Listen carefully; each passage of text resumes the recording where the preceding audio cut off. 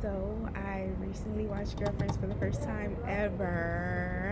Okay, I'm 25. I just watched Girlfriends for the first time ever. Like, I want to say like 2 months ago, and I recently just started back watching it again, like rewatching it because it's really good. And I hate to say this, but I was one of those. It's not that good. I was one of those haters, but it's because Girlfriends came out when I was 1 years old. So like, when Girlfriends was on TV as when I was a kid, like I'm turning that shit off. Like I want to watch iCarly. So like to me, Girlfriends was boring. But now at 25, Girlfriends is an amazing show, and this has been on my mind. Like I've been wanting to talk about this since I finished the show, so I'm really excited. So first time watching it was a little slow for me getting into it. Okay, it was a little slow the first couple episodes because I had always like watched the first like 2 or 3 episodes and been like, this is boring. But I just stuck through it this time. So about episode like 5, 6, it started getting really juicy. It started getting really. So my first takeaway from the show is that I am all of the women on Girlfriends. I think first instinct is to like find who you have the most in common with, whether it's physically, emotionally, mentally, whatever, career-wise, or economically. But the next level, I feel like, is realizing that they all carry aspects. Like I can see myself in every character in Girlfriends. I can see parts of myself in Joan. I can see parts of myself in Lynn. I can see parts of myself in Tony. I can see parts of myself in Maya. I could even see parts of myself in William. But initially, the character that I found the most funniest was Joan. I still think Joan is hilarious because Joan is awkward. She's so awkward and so like, just like goofy, like, and I thought that was really like funny. Maya to me was really like black. Like Maya brought the blackness back into the show. Like the show is obviously very black, but like the ghetto. She brought the ghetto, whatever. Tony, bourgeoisie. But it's really funny because watching it for the first time and realizing that Tony didn't come from that economic background was like such a like, because it's like you think of snooty people to be people of generational wealth and generational money and businesses and whatever. You don't think of it to be a person who just left so when I first realized Tony came from a fucking farm and she was in this bitch acting like she didn't know what nothing was, that was hilarious to me.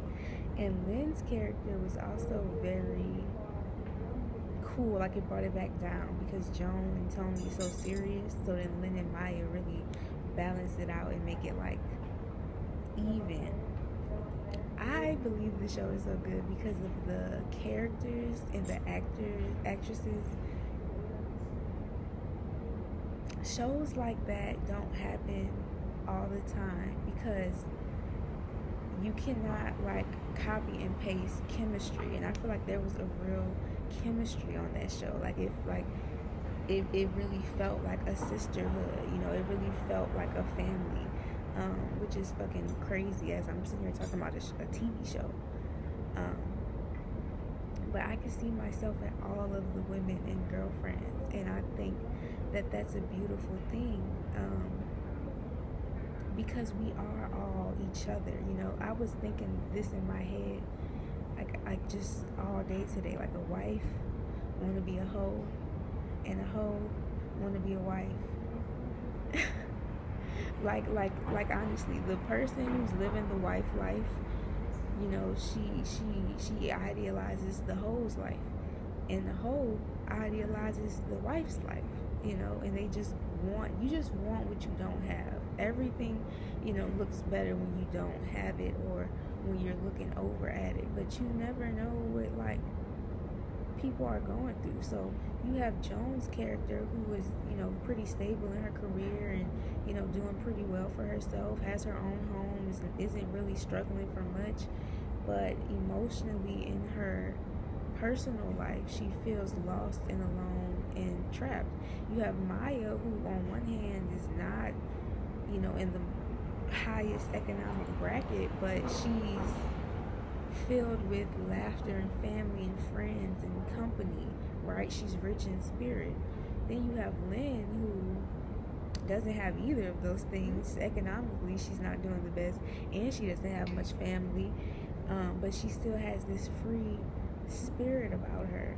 And then you have Tony, who represents another part of the feminine, who is, trying to make sure that her future is secure or secured, but all aspects of it, it's just identity. Like, it's just, but I don't know, like, I a lot of times when I hear people talk about Girlfriends, the show, they talk about what character was wrong and what character was right, what character, was a mess, and what character, like, held it together for them. Like, but no one really talks about, like, how they're all the same. Even, like, as I watched the show go on, I realized they all had the same problem. Like, they all, at some point in their lives, they all dealt with a similar issue. Like, Maya started off married. She was the only married woman in the group. Mid to end show, she was divorced, or she got divorced and got remarried. And when she was married, I want to say all of her friends were single. Yeah, all of them. Maya was married. Joan, Lynn, and Tony were single, and she was always talking about her man, her husband. She married. She got to go with her man. Later in the show, she was the only single one. Lynn had a partner, Tony had a partner. I think Tony was engaged, and Joan had a long-term boyfriend. And the same isolation that they felt when Maya was married and they were single, she felt it when she was divorced. And it kind of just kept going in circles. Like, they all, I guess, a really big takeaway I took from the overall show is, like, you can't really outrun your lessons, and, like, you're gonna go through things on your own time, because they all went through some form of something. Like, and I think it's crazy because I feel like a lot of them ended up as their, like, I feel like a lot of them ended up in the situations that they were kind of the most scared of. Like, Tony was scared of marrying a broke man. I think Tony's character arc is phenomenal. Like, initially I was really hurt that Tony was off of the show for the last couple seasons, but someone said something in the video where I was like, damn, that makes sense. They were like, in real life, friendships end, and sometimes you don't hear from people anymore. And I was like, damn, like, that's true. Like, so even the way Tony's character exited the show, I think, was beautiful. But Tony's character arc was so funny to me because Tony's whole goal was to marry a rich man and just be taken care of. Great, fabulous. And Tony had her own money. People always get into Tony because she cared about money, but Tony had money. So, like, let's not ignore that. Tony let it be known that she will be okay with or without whatever.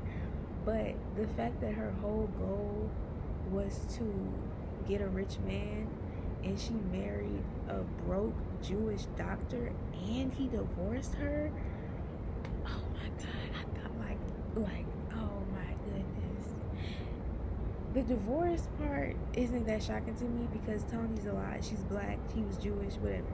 But him being broke was really funny because it was like a switcheroo, like, but like, she ended up in a situation that she was trying to avoid so hard.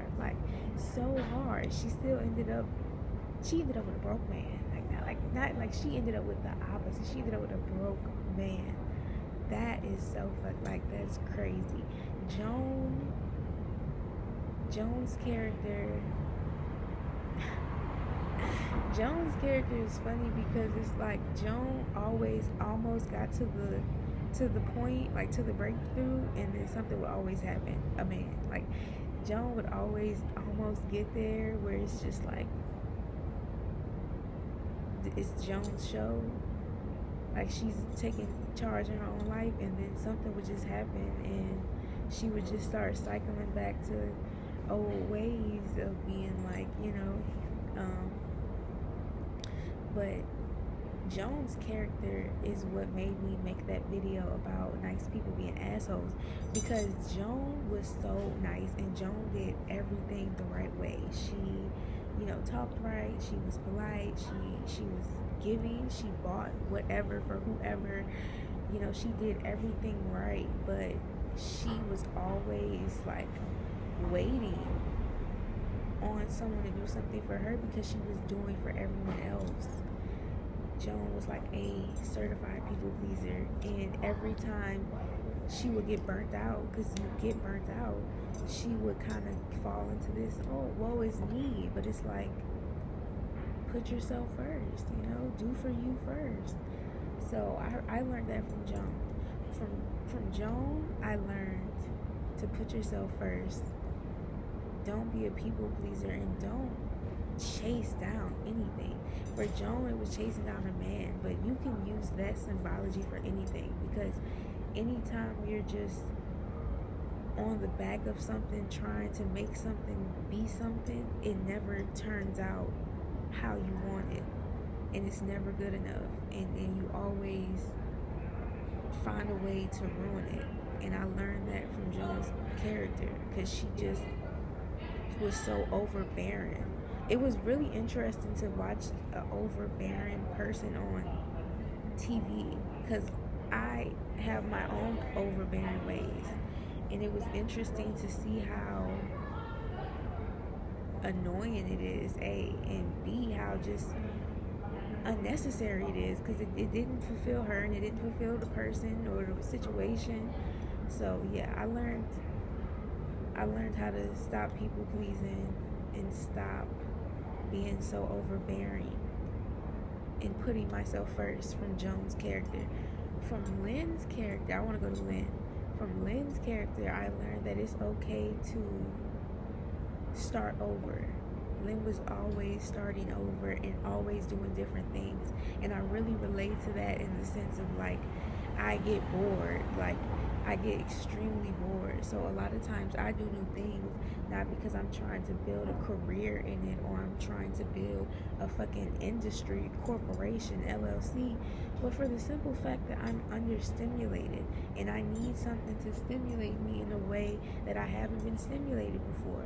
I started crocheting because I liked how it stimulated me, not because I wanted to open up a crochet store. I started painting because I enjoyed how it stimulated me, not because I wanted to be Van Gogh. So I really respected that from Lynn's character, because she was always trying new things. Now the bad side to Lynn is that she was extreme. She was a moocher. She was a moocher, and some people are just moochers. Like, some people are moochers, and that's the life they live. And if that's your friend and you want to deal with it, that's cool. But she was a moocher, and it's not cool to mooch. And similar to Joan with the chasing something and ruining it, Lynn was running away from maturing in those ways, like having your own home, having your own money, being able to support yourself. Like, those are things you're going to have to do at one age or another. Like, whether it's 25 or 35, you're going to have to get your own house. Like, you cannot keep living with your friends. And the same way that Joan was chasing a lifestyle, so much so that she was pushing it away from her, Lynn was just actually running away from it. Like, she was just actually running away from it and getting further. But they're doing the same thing in different ways. So that's what I took away from Lynn. From Maya, I took away that family matters. It does, because a lot of the things she didn't have financially or physically, she had it in family and support, and it was able to propel her in ways that that, you know, balanced out the scales of what she may have lacked in money. Um, and it also taught me to be grateful because Maya had, you know, the man she loved, and I really hated the season where they were like, I hated when Maya was divorced, especially like when she first got divorced and she was like damn near begging for Darnell back. I was like, oh my god, girl. Like it was getting bad, girl. I was like, Lord, can you please take her back? Like, oh my goodness, like, you know, it was hard to watch, but Maya's character taught me to be grateful, and she taught me that, you know, you could take a leap of faith as well, and bet on yourself and bet on your life and bet on your family, because, you know, she wrote a book. She became like a #1 best-selling author for a little bit. Like that's not no little shit, you know. And Maya did that also, like, just on the spur of the moment. She didn't go to school to be an author. She didn't da da da da. She just decided to write a book and she wrote it. You know, that's commendable. And yeah, Maya's character was really, really cool. Tony taught me that money doesn't matter, and that like you can get yourself in some sticky situations behind money. Like Tony's plot kind of reminded me of like a Tyler Perry film, when like a girl gets with, like, you know, the black woman gets with the really rich man, and she's like got all these diamonds and she's beautiful at the party, and then you go to their home and he's like beating the fuck out of her. That's kind of what Tony's arc reminded me of. It's like Tony's chasing this money. I'm gonna just ride it out. I'm not even gonna go against it. I'm gonna just ride it out, you know.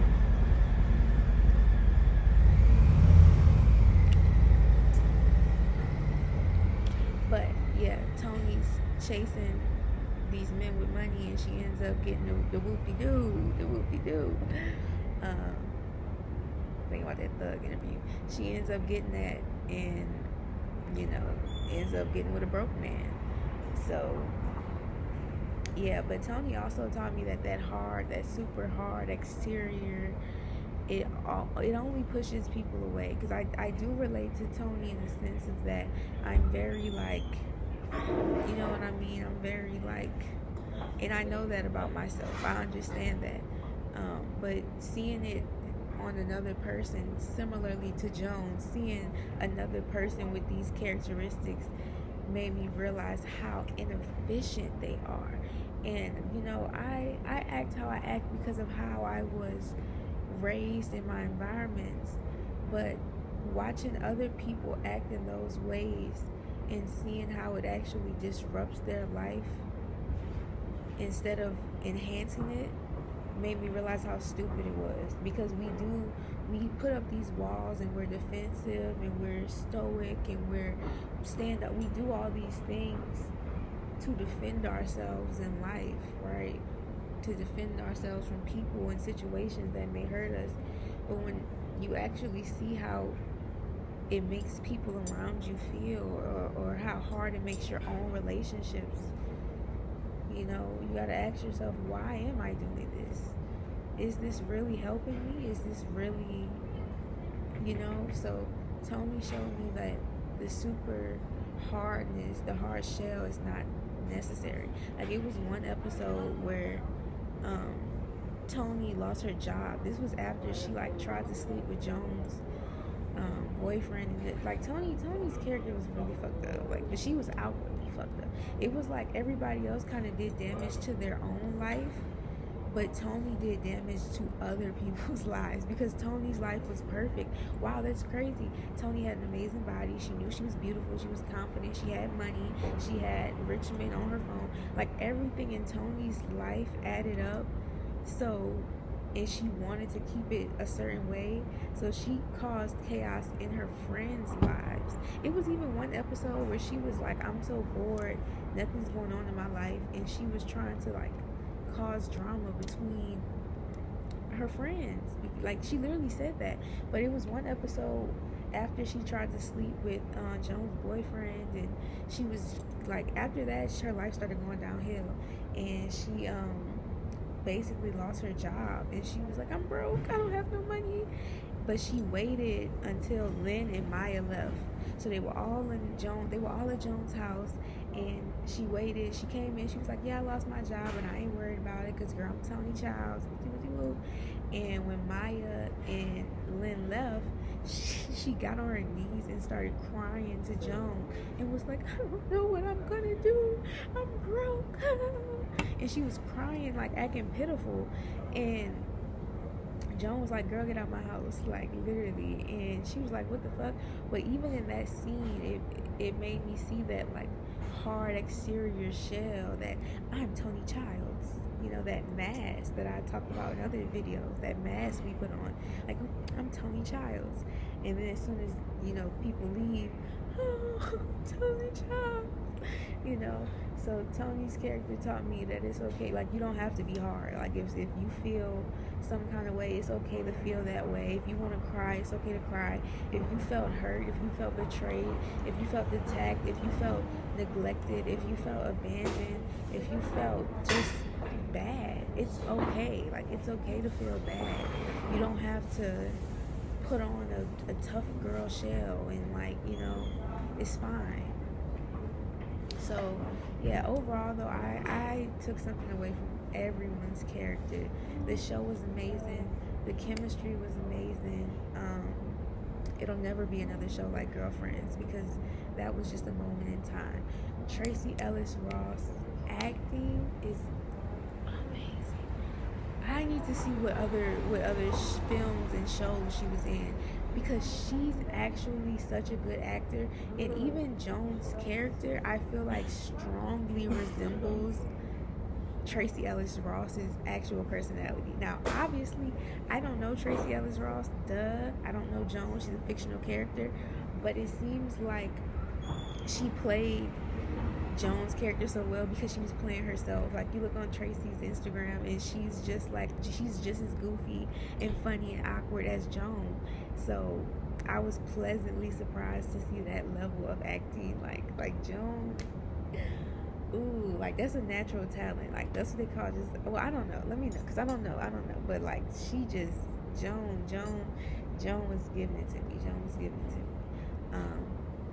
But yeah, great show, great show. Maybe I'll talk about Willis in another episode, because like, Willis, well, you know, Willis was another person. I'll say this shortly because I want to end it. But Willis was another person like Tony, where like on paper they had everything they needed and their ducks was in a row. So they kind of just created chaos in other people's lives. Like when William got with the police officer, and he was like trying to make her quit her job, and she kept saying how much she loved her job, and he was like, I don't want you to have this job because I love you and I want you to be safe. Just for him to basically be like, I don't love you, I don't want to marry you. Why the fuck, like, why would you cause all of that chaos in someone's life just when you know you didn't want to be with them? His other girlfriend, Monica, he did all this with Monica, then told her he don't want to be with her, then went chased Monica down, wouldn't leave her alone, and when she finally was like, okay, I'll be with you, he was like, I don't want to be with you no more, and then chased her down again and proposed to her. Like, he was just doing the most. It was another time before, like when Jill Scott made a couple appearances, and again, he was chasing this woman down. This woman kept saying, like, I don't want this, you're not my type, no. He's chasing this woman down just to, in the end, be like, you know what, I don't think this is gonna work.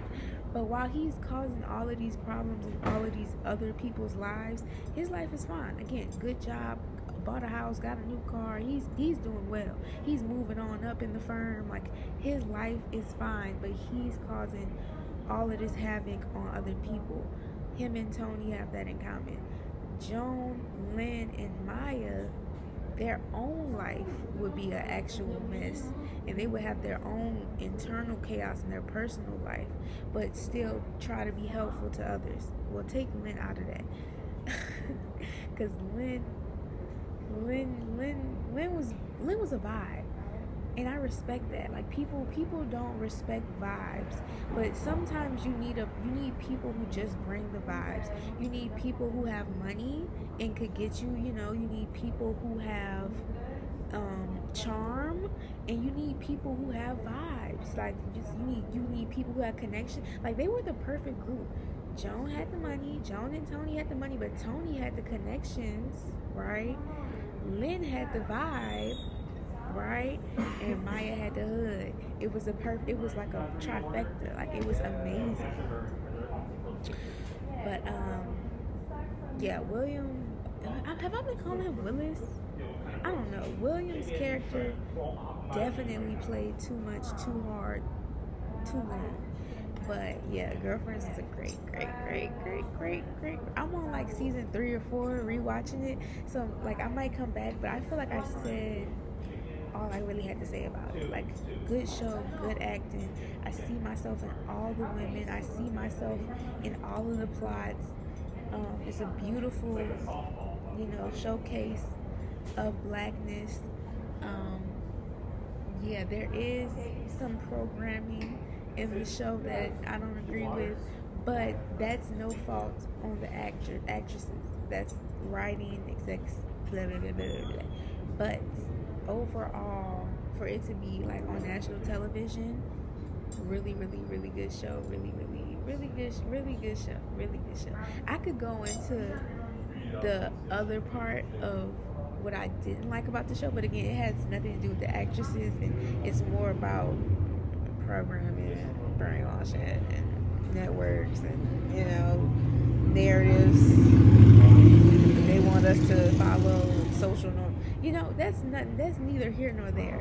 Maybe another day. But overall, I love the show. Love this show. As a 25-year-old black woman in America, I feel seen in 4 different ways. So, yeah.